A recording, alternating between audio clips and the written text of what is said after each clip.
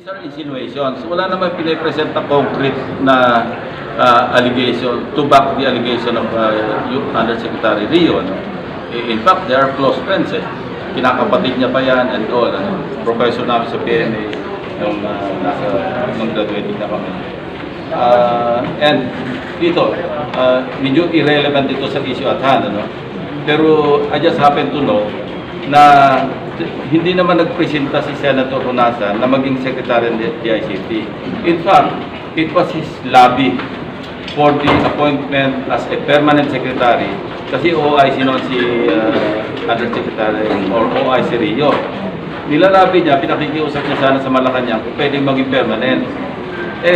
Yun ang paglalabi niya, that brought him there na maging secretary. I won't delve anymore into the details, pero ganun na nangyari.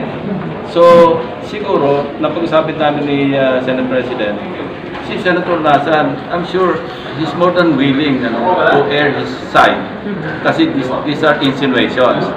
And gusto niya rin makita o malaman ano ba talaga yung punot dulo noong mga allegations na ibinabato sa kanya. Nasabi ko na sa kanya, sir, na posible.